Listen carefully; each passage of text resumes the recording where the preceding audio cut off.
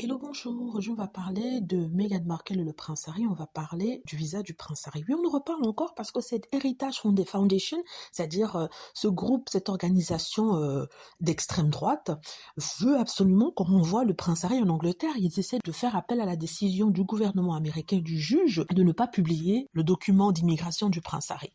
Donc, ils ont demandé au juge de déceler parce qu'ils avaient décelé, ces conclusions, de telle sorte qu'on voit les documents qui ont été apportés pour influencer sa décision afin qu'il puisse faire appel. Ils ne veulent pas lâcher le morceau. Ça montre en fait que l'Angleterre est désespérée pour que le prince Harry rentre. Vous avez vu ce qui s'est passé en Australie avec le roi Charles, vous avez vu ce qui se passe en Angleterre avec le prince William qui fait le strict minimum. On nous avait dit que oui, il essayait de soutenir sa femme, Kate Middleton, c'est pour ça qu'il ne faisait pas grand-chose, mais on se rend compte que même après qu'elle ait fini sa chimiothérapie, entre guillemets, son traitement, il ne fait toujours rien. Et que même quand il fait quelque chose, ça passe inaperçu. Il suffit que le prince Harry éternue quelque part ailleurs pour que on se concentre plus sur ce que le prince Harry fait ou a fait que sur ce que le prince William fait. Donc la monarchie est désespérée, elle a besoin de glamour, a besoin de quelque chose et ils veulent absolument faire revenir le prince Harry. Et c'est pour ça que la Heritage Foundation, qui s'était calmée il y a quelques semaines de cela après le verdict du juge, pourtant ils étaient convaincus que ça passerait, essaie de pousser le prince Harry. Surtout, ils entendent que le prince Harry, soi-disant, rachète une maison au Portugal, mais ils veulent que le prince Harry rentre pour le pousser à n'avoir plus de revenus aux États-Unis,